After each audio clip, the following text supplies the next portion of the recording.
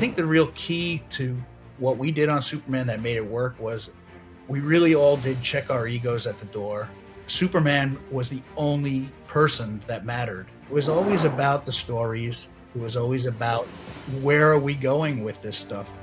Whenever we had a problem, it would be shouted out, let's just kill him. And this was the time where I said, okay, wise guys, if we kill him, then what happens? I says, I think we better not screw up, because this is one of those things we can do once. We just all agreed and knew that we didn't want Kryptonite to kill him. We didn't want Lex Luthor to kill him. It had to be something new. It had to be something different.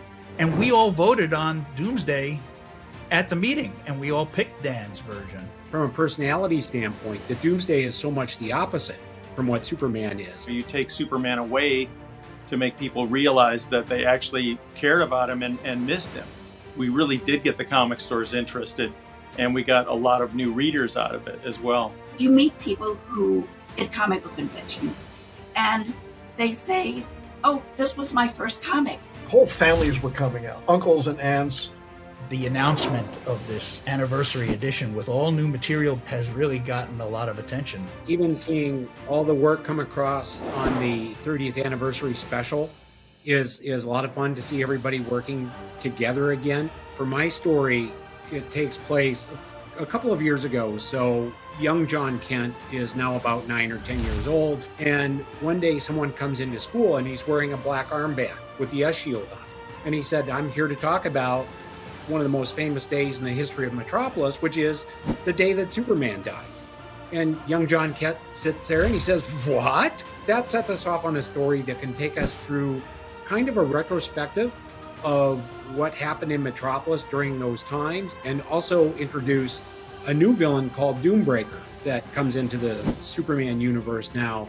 What was really fun for me in creating a new Superman story was really as creating a Steel story. A John Henry Irons, before he puts on the armor, it's the 15-20 minutes before Superman's death and what he's doing. I have to admit, I've always loved Jack Kirby's Guardian character, and basically have the Guardian's point of view of all these crazy things that were going on during the Superman and Doomsday's chase across country to Metropolis. My first thought on it was really to do something with Ma and Pa Kent. I thought of just the horrible aspect of being parents and watching, nobody else knows that's your son. All three of the stories are really nice, and I think really will touch readers.